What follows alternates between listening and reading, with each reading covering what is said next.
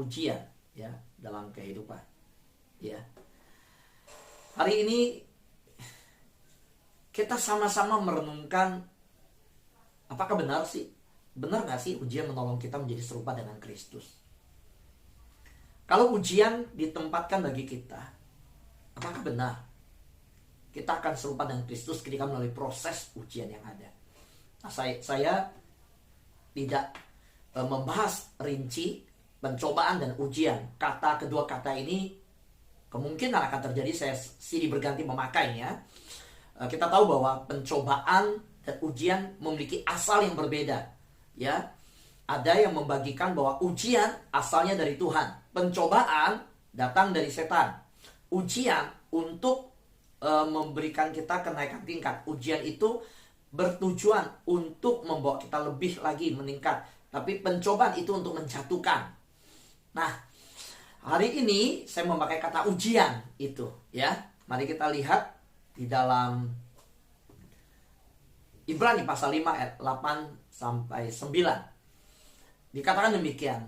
Dan sekalipun ia adalah anak, Yesus telah belajar menjadi taat dari apa yang telah dideritanya. Dan sesudah Yesus mencapai kesempurnaan, Yesus menjadi pokok keselamatan yang abadi bagi semua orang yang taat kepadanya. Mengejutkan, Ibrani mengajarkan kepada kita dengan terus terang apa yang firman Tuhan telah diwahyukan melalui penulis Ibrani, bahwa Yesus belajar menjadi taat dari apa yang dideritanya. Penulis Ibrani memasukkan sebuah pandangan tentang penderitaan yang gak enak kalau dibahas dan didengar. Rasanya kalau mimbar gereja bicara tentang kelimpahan hidup, berkat, masa depan yang penuh harapan, tentang hidup yang dalam rancangan yang penuh damai sejahtera, itu indah. Tapi untuk memahami tentang penderitaan, sisi penderitaan dalam mengikut Tuhan, tentu tidak banyak yang siap untuk mendengarnya. Padahal ini adalah fakta, baik yang sudah diberikan teladan oleh Yesus Kristus, dan juga sebuah fakta dari kehidupan yang kita juga jalani hari-hari ini, ada penderitaan. Dan Ibrani menyatakan bahwa penderitaan yang menjadi sebuah proses yang telah dialami oleh Yesus adalah sebuah perjalanan untuk belajar menjadi taat. Taat di dalam proses penderitaan, dan juga hasilnya Yesus adalah pribadi yang taat di dalam proses yang sudah dilaluinya. Padahal dia anak. Kalau kita lihat anak seorang ketua yayasan, saya ketua yayasan sekolah ini. Ketika anaknya sekolah di tempat di mana dia menjadi ketua yayasan, sepertinya ada perlakuan khusus. Tapi tidak dengan anak Allah. Berbeda dengan penguasa di dunia, yang ketika anaknya ada di tempat di mana dia berkuasa, sepertinya ada perlakuan yang berbeda. Ataukah dia anak seorang raja, anak seorang pemimpin, atau anak seorang CEO. Tetapi Yesus memberikan kepemimpinan yang berbeda. Yesus memberi teladan yang luar biasa untuk patut dicontohi oleh semua pemimpin yang kalau hari-hari ini memperlakukan pinginnya anaknya berbeda, menerima perlakuannya. Tapi anak Allah dikatakan di Ibrani, tidak demikian. Nah, yang jadi pertanyaan kita, seperti awal tadi saya sampaikan, mengapa Allah yang baik dan penuh kasih mengizinkan anak-anaknya mengalami tragedi? Seperti kehilangan anak, sakit penyakit, situasi finansial yang sulit, kekhawatiran, dan ketakutan. Pertanyaan ini fakta. Bisa ditanyakan oleh seorang anak muda yang melihat keadaan sekitar, Bisa terjadi oleh seorang yang bertanya karena sedang mengalami. Bisa terjadi pertanyaan ini muncul dari sekelompok orang yang melihat di negeri yang lain sedang terjadi bencana. Bisa terjadi ditanyakan oleh sekelompok anak Tuhan yang memang sedang mengalami hal ini yang saya katakan tadi. Nah, mengapa? Kalau dia Allah yang penuh dengan kasih, dia Allah yang baik, mengapa ada hal yang tidak baik terjadi? Saudara, kita tahu bahwa di dalam pemuridan, tujuan utamanya adalah keserupaan dengan Kristus. Demikian juga kalau kita melihat tujuan utama Allah dalam semua hal yang terjadi dalam hidup ini adalah bagaimana kita bisa semakin serupa dengan Kristus. Bahwa teladan Kristus Yesus yang menjalani proses penderitaan dan taat di dalamnya. Nah, Kristus yang disebutkan di Ibrani tadi adalah pribadi yang kita serupa dengan dia. Dan kalau serupa dengan Kristus, berarti serupa juga dalam penderitaannya. Serupa di dalam kematiannya. Karena itu kita dikatakan dikuburkan, dibangkitkan sama seperti Kristus. Di dalam makna pembaptisan. Dalam banyak hal kita disamakan dengan anak. Karena itu juga di dalam penderitaan, ujian yang dalam hal ini kita juga alami. Nah, kalau bertanya, mengapa Tuhan izinkan? Kembali tadi, mengapa Allah yang baik dan penuh kasih mengizinkan orang percaya mengalami semua hal yang seperti disebut itu? Tujuan utama Allah di dalam semua proses itu supaya semua anaknya bagaimana semakin serupa dengan Kristus. Dan tujuan utama Allah ini menjadi tujuan prioritas kita. Nah, tujuan utama Allah juga menjadi tujuan utama kita. Sehingga kita berjalan seiring, bersama-sama, senada dengan Allah. Di dalam tujuan utama Allah, kita ambil menjadi tujuan utama kita. Berarti kita dalam proses yang semakin serupa dengan Kristus.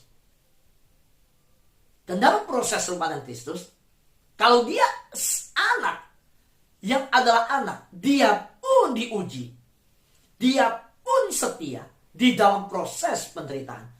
Berarti kita yang serupa dengan Kristus, kita juga diuji dan juga serupa dengan proses yang ada. Roma pasal 8 ayat 28. Ayat yang sudah sangat dikenal oleh orang percaya. Kita tahu sekarang bahwa Allah turut bekerja dalam segala sesuatu untuk mendatangkan kebaikan bagi mereka yang mengasihi Dia, yaitu bagi mereka yang terpanggil sesuai dengan rencana Allah.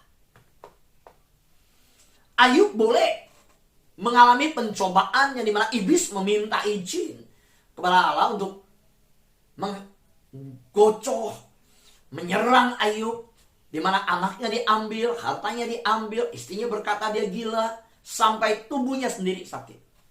Iblis boleh merancangkan pencobaan untuk menjatuhkan Ayub. Tapi Allah turut bekerja dalam pencobaan yang didatangkan itu untuk mengubahnya menjadi satu ujian yang mendatangkan kebaikan bagi Ayub. Dan kita tahu Ayub tetap mengasihi Allah. Dan dalam kesemuanya itu Ayub tidak berdosa dengan ucapannya. Ayub mengalami yang namanya bagaimana Allah turut bekerja dalam segala sesuatu mendatangkan kebaikan bagi dia. Kita tahu bagaimana ketika dalam proses pergumulan yang dihadapi oleh Daud. Daud harus kehilangan, terusir dari istana. Daud harus kehilangan istri. Daud harus menjadi pura-pura gila di hadapan musuhnya. Daud harus bersembunyi di gua Adulam. Tetapi dalam proses yang dialaminya, Daud tetap mengasihi Tuhan. Dan dalam panggilan Tuhan untuk kehidupannya menjadi Raja Israel, Daud akhirnya mengalami yang namanya ujian itu mendatangkan kebaikan bagi dia. Dia menjadi pribadi yang berkata, jangan menyentuh orang yang diurapi Tuhan. Daud gak mau. Daud percaya bahwa pengurapan Tuhan lebih daripada mahkota di atas kepala Saul. Dia gak mau. Daud memegang teguh bahwa pilihan Tuhan, panggilan Tuhan untuk dia menjadi raja lebih daripada niat dia untuk memberontak kepada Saul. Panggilan Tuhan, suara Tuhan melebihi suara kedagingan untuk menyerang Saul. Dia lebih mementingkan memegang suara Tuhan. Dan Daud menjadi raja. Terus kalau kita lihat proses kehidupan Ayub dan Daud, kita berkata, benar. Roma pasal 8:28 menyatakan bahwa kebenaran ini begitu jelas berlaku. Bahwa Allah turut bekerja mendatangkan kebaikan. Nah, karena itu kita semua jelas menghadapi sebuah fakta yang harus kita terima kalau demikian. Kalau dia saja anak Allah, Yesus Kristus tidak mendapat perlakuan khusus. Apalagi kita yang dibentuk serupa dengan Yesus Kristus, anak Allah itu. Kita harus menerima kenyataan bahwa sebagai murid Kristus, kita juga tidak bebas dari ujian. Kita ada dalam ujian tersebut. Karena dia anak aja mengalami. Dan kita dibentuk serupa dengan anak, dengan Yesus. Kalau Yesus mengalami, kita dibentuk serupa Yesus, berarti kita pun dalam proses yang dimurnikan sama dengan Kristus. Roma pasal 8:29 berkata, sebab semua orang dipilihnya dari semula, mereka juga ditentukannya dari semula untuk menjadi serupa dengan gambaran anaknya. Kembali lagi, ayat ini menyatakan tujuan dari ayat 28. Kalau tadi kita lihat ayat 28, segala sesuatu turut bekerja untuk mendatangkan kebaikan bagi mereka mengasihi dia. Nah, apa yang disebut segala sesuatu? Ya segala sesuatu, semua hal yang menimpa kehidupan, yang terjadi dalam proses kehidupan untuk mendatangkan kebaikan. Tapi apa maksud ini? Apa tujuan Allah selain mendatangkan kebaikan? Yaitu supaya semua orang yang ditentukannya menjadi serupa dengan gambaran anaknya. Semua orang yang dipilihnya dari semula, mereka juga ditentukannya dari semula untuk menjadi serupa dengan gambaran anaknya. Supaya anaknya itu, anaknya itu, menjadi yang sulung di antara banyak saudara. Dan yang sulung ini ketika datang ke dunia, nggak ada tempat menerima dia untuk dilahirkan. Yang sulung ini ketika datang ke dunia, itu dihina dan dianiaya. Yang sulung ini ketika datang ke dunia, tidak ada tempat untuk menaruh kepalanya. Burung mempunyai sarang, serigala mempunyai liang. Anak manusia tidak ada tempat. Dan ia yang sulung ini ditolak dan dihindari oleh manusia. Ada pujian berkata, sebagai taruk ia tumbuh, sebagai tunas tumbuh di hadapan Tuhanku. Ia tak tampan, tidak semarak. Ia dihina dan dihindari manusia. Yesaya menyatakan, dia datang dari Allah sebagai taruk yang tumbuh di hadapan Allah. Tapi ia yang datang dari Allah, ia ditolak oleh manusia. Lalu apa haknya kita untuk diminta diterima oleh manusia? Ketika dalam percaya kepada Tuhan, ada saat keluarga menolak kita. Ketika kita mengiring jalannya Tuhan, ada saat tidak sama dengan caranya manusia. Ketika di kantor kita menerapkan prinsip nilai kekristenan, kadang gak sesuai dengan orang yang berbeda dengan kita yang ingin ke kanan dan ke kiri. Kita maunya lurus, berbeda. Dan ketika kita mau lurus, kita dilihat berbeda oleh dunia. Bahkan pemimpin di dalam pemerintahan, di dalam jabatan-jabatan pemerintahan ada. Ketika ada pribadi-pribadi yang ingin lurus, akan dilihat aneh ya. Oh, dia berbeda. Saudaraku yang terkasih Tuhan. Tapi ingat, perlakuan-perlakuan yang demikian yang kita terima, ini mengajarkan kita bahwa proses tersebut, kalau kita menerimanya, kita dibentuk untuk serupa dengan Kristus. Kristus tidak memaksa orang untuk menerimanya. Kristus tidak kompromi dengan dosa. Dan kalau kita sama dengan Kristus, kita juga belajar untuk tidak kompromi dengan dosa. Jadi iman sejati terlihat ketika kita, maaf ya, perhatikan bukan kata tidak, ya, kita, ya. Seharusnya kata kita. Iman sejati terlihat ketika kita diuji melalui ujian yang dialami dalam kehidupan. Nah, bagaimana dengan iman yang palsu? Nggak pernah diuji. Kalau perlu mau menghindari ujian. Kalau tadi saya lihat ada anak-anak TK yang disorot ya. Saya lihat mereka pun mengalami ujian. Mereka pun diproses. Soalnya walaupun mereka masih TK, iman mereka juga dalam perjalanan ikut Tuhan. Seperti mereka bersekolah ya. Saya ambil contoh mereka sekolah nih. Ya mereka kan juga ada ujian. Kalau di sekolah bukan pakai kata pencobaan ya. Kalau anak pulang sekolah, mama, besok ada pencobaan. Atau lagi sekolah online, guru mengumumkan, anak-anak besok ada pencobaan di sekolah. Nggak ada. Besok ada ujian. Yang ada. Nah, maka saya pakai kata ujian ya. Nah, iman yang dimurnikan di dalam sekolah kehidupan kita sebagai anak-anak Tuhan. Anak-anak TK pun di sekolah juga ada ujiannya pasti. Kenapa dipertimbangkan anak kelas 1 bisa naik kelas 2, kelas 2? Pasti ada ujian. Nah demikian juga kita. Dalam sekolah kehidupan ini, kita diuji. Kita dimurnikan.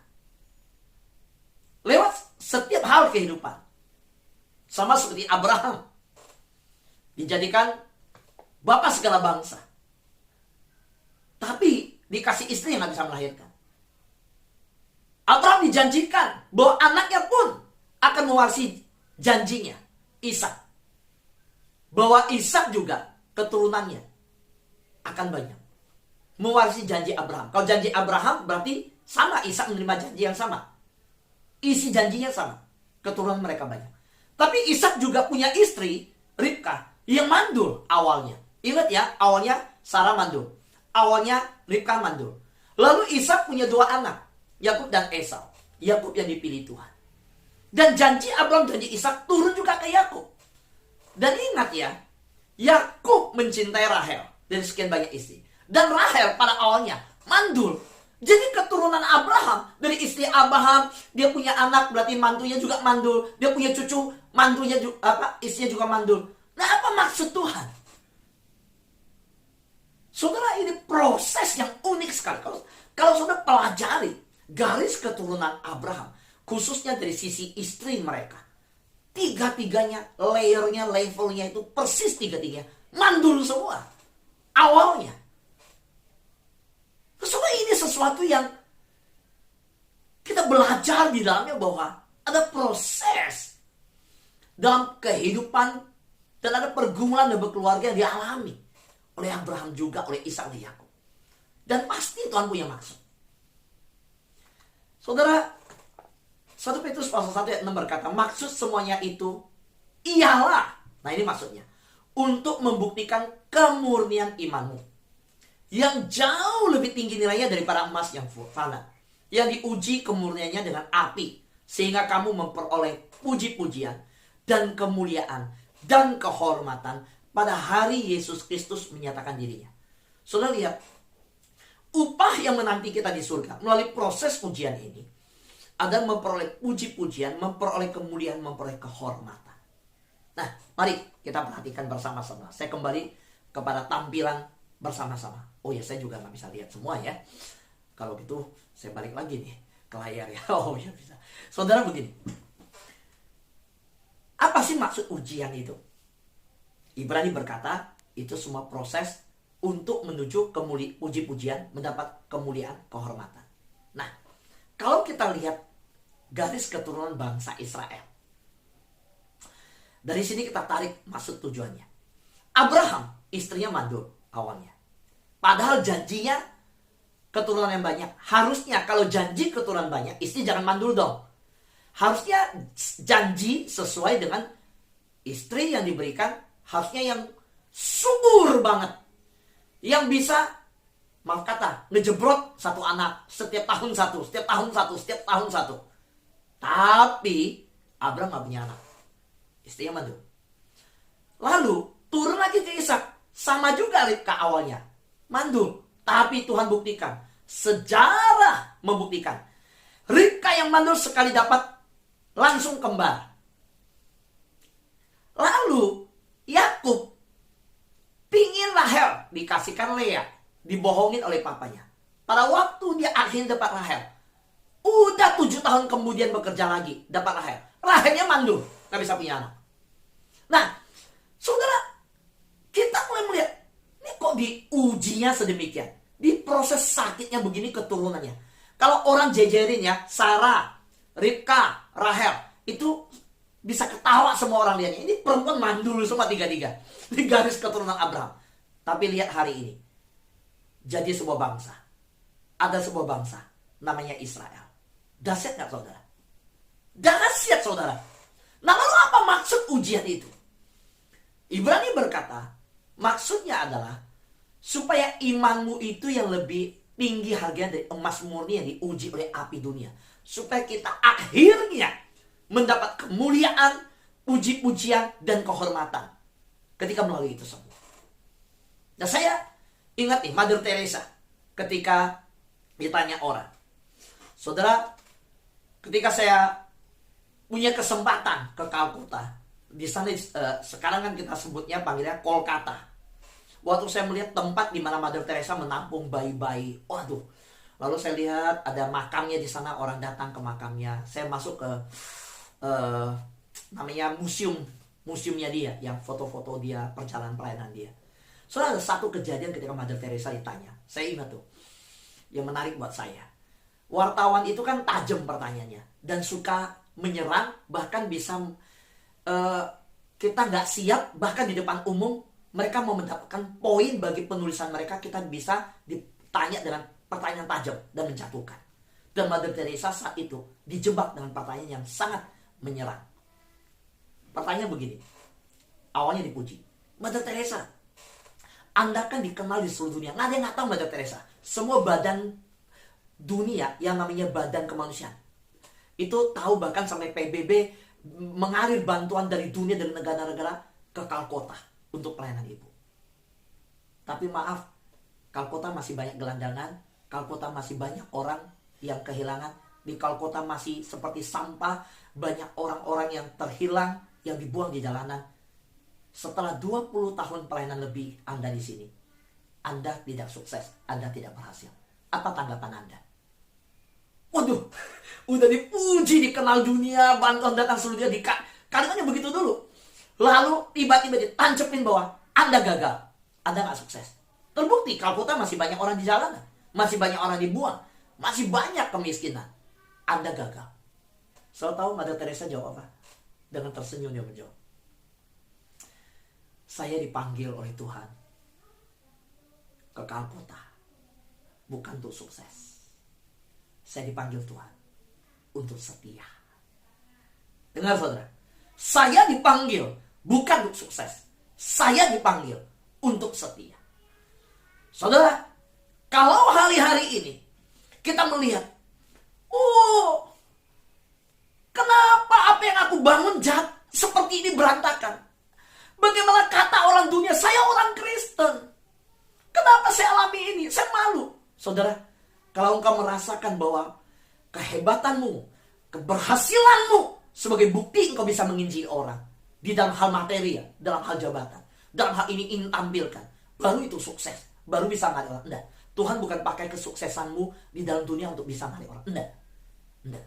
Tuhan pakai kesetiaan imanmu untuk membawa orang kepada Tuhan. Saya nggak ngerti ya, setiap kali saya melayani di TDR, ada aja Tuhan kasih cerita yang pengalaman hidup yang saya nggak bisa hindari. Saya izinkan saya cerita. Saya baru dapat, saya di lantai atas ya, istri saya bilang, Pak, ini buku baru tiba nih buat Papa. Dia bilang, ini hebat nih penulis buku ini. Ya saudara boleh dengarkan kesaksiannya itu. Ya, saya dikirimin, dan orang ini ternyata udah pernah diliput di live TV kesaksian. Soalnya dia punya seorang anak sekolah di Singapura, anaknya cantik. Dan di buku tersebut saya lihat fotonya, waduh anak ini tinggi, smart, pinter. Dan tiba-tiba di buku di halaman selanjutnya, mamanya pergi ke airport menjemput jenazah anaknya pulang. Nama ibu ini Liana Wibowo. Dia minta kepada saya untuk boleh kesaksian. Pak Fu, apakah saya boleh kesaksian? Saya bilang, apa kisah ibu? Lalu dia ceritakan kisahnya, dia kirim buku ke saya. Dan hari ini saya baca, tadi saya langsung lihat lengkap. Sekilas ya, screening ya. Waduh, saya bisa mengerti air mata dia. Dia bilang, Pak Fu, waktu saya sampai di airport menjemput jenazah, saya kirim anak saya ke Singapura sekolah, pulangnya jenazah. Itu badan saya gemetar, saya linglung, saya nggak bisa membedakan orang, saya bengong, saya turun di airport. Saya masih ingat saya antar dia ke airport, sekarang saya jemput dalam keadaan demikian. Saya syok, Pak Fu. Apakah berarti dia gagal? No. Saya tahu kesaksian Ibu Liana Wibowo, kesaksian yang saya tunggu. Saya sedang mempersiapkan dia untuk kesaksian bagaimana saya percaya bahwa dia bukan gagal. Dia katakan dia tetap setia kepada Tuhan ketika anaknya diambil oleh Tuhan. Ini proses yang dialami. Saudara yang terkasihan Tuhan, kalau kita lihat, mari kita kembali kepada bagian Ibrani. Maksud semua itu ialah untuk membuktikan kemurnian imanmu.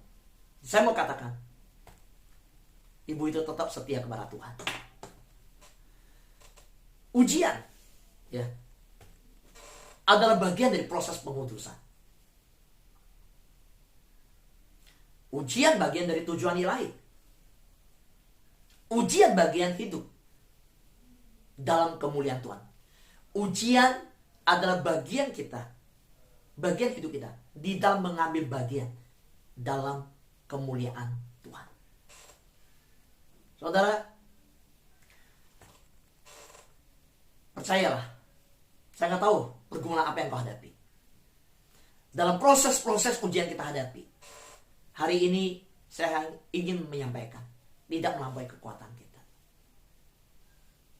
Saya tidak tahu saat ini kita mengalami di bidang keluarga, di bidang ekonomi, atau bidang apapun juga. Kesehatan mungkin. Tapi saya tahu bahwa pencobaan-pencobaan yang kamu alami tidak melampaui kekuatanmu. Di sini siapa? Mungkin Pak Dedi sudah mendengar Dokter Gunawan ya namanya. Kemarin di jam 1 siang, kira-kira jam 11 ya, jam 10 lewat ya, baru di-upload oleh Deddy Corbuzier.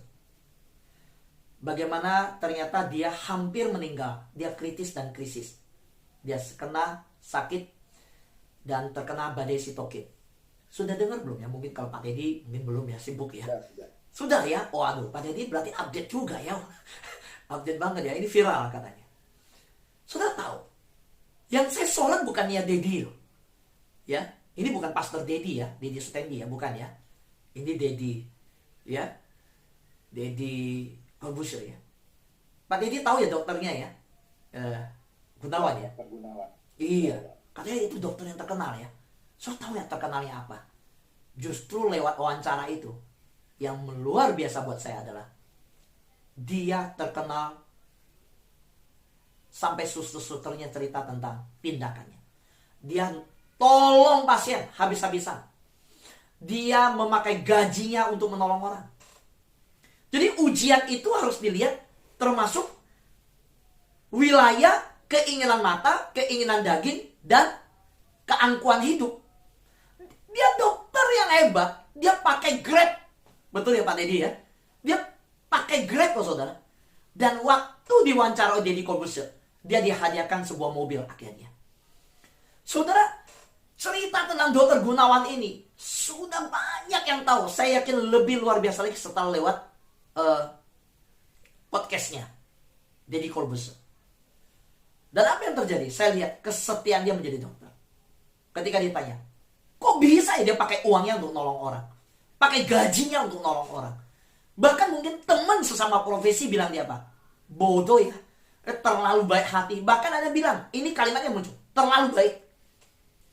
Dan mengejutkan kan, seorang dokter yang sudah begitu sampai sekolah ke luar negeri dengan gaji yang tinggi, nggak punya mobil, naik Grab. Mungkin punya ya, tapi cuma satu karena harus dibagi dengan istri dan anak yang lain mungkin. Berarti hidupnya begitu sederhana. Nah, selalu waktu saya dengar podcast itu, ketika kehidupan dokter ini, seorang anak Tuhan yang menyatakan hidup yang sedemikian, saya jadi ingat apa yang dikatakan Yohanes. Nah, saya mau tutup dengan ini. Perhatikan. Di dalam surat Yohanes berkata, hidup ini ada namanya keinginan mata, keinginan daging, dan keangkuhan hidup. Dan saya selalu melihat 3 wilayah inilah yang menjadi pencobaan. Soal saya ajarkan ini bukan berarti saya hebat banget. Soal jangan lihat saya hamba Tuhan yang ada kelemahan. Justru saya mau katakan, saya juga mengalami pergumulan dan pencobaan itu. Nah, saudara lihat 3 wilayah ini, tarik hal ini kepada kejadian Taman Eden. Adam dan Hawa bukankah ada di 3 wilayah ini? Betul nggak? Keinginan mata, keinginan daging, keangkuhan hidup. Mata melihat buah itu. Kejadian berkata apa? Buah itu waktu dilihat, kelihatannya enak, sedap dimakan. Mata. Lalu apa? Keinginan daging. Sedap dimakan nih. Memuaskan. Padahal begitu banyak buah. Dan pohonnya menghasilkan buah di Taman Eden yang bisa dimakan. Tapi tetap dia maunya yang itu. Keinginan daging. Enak rasa dimakan. Lalu apa? Iblis menawarkan, kalau engkau makan, engkau sama seperti Allah. Keangkuhan hidup. Jadi lihat, surat Yohanes berkata, keinginan mata, keinginan daging, keangkuhan hidup. Sekarang dari Taman Eden, 3 pencobaan itu. Lihat kepada pencobaan Yesus. Waktu Yesus dicobai, apa yang terjadi? Sama gak? Sama. Ubahlah batu menjadi roti. Lagi lapar-laparnya, keinginan daging. Iblis tahu banget. Daging kok, lapar, kerasa kok. Coba ubah wilayah itu. Kedua, Yesus dibawa. Lihat seluruh kerajaan di dunia. Kita nggak tahu. Saya percaya dalam tatanan, dalam cara-cara yang visual seperti apa, yang jelas bisa dilihat secara supranatural. Lihat kerajaan dunia. Aku berikan kepadamu. Itu keinginan mata. Keinginan mata. Lalu apa? Dibawa ke bumbungan baik. Lompatlah. Bukankah iblis kutip ayat Mazmur 91? Malaikat diperintahkan menatang kakimu. Itu bait Allah di pusat kota, di pusat pemerintahan. Dan bait Allah begitu megah. Kalau Yesus lompat, semua orang melihat dan malaikat menopang. Tepuk tangan semua. Keangkuhan hidup. Saudara, maka ketika saya bicara tentang ujian, saudara jangan berpikir, waduh bencana alam, bencana, penderitaan, kesulitan, kesukaan. Enggak. Ujian yang memurnikan itu kadang-kadang dengan halus tidak terlihat menyelinap masuk lewat mata, keinginan daging, dan keangkuhan hidup. Apa respon kita hari ini? Amin. Tuhan berkati kita semua.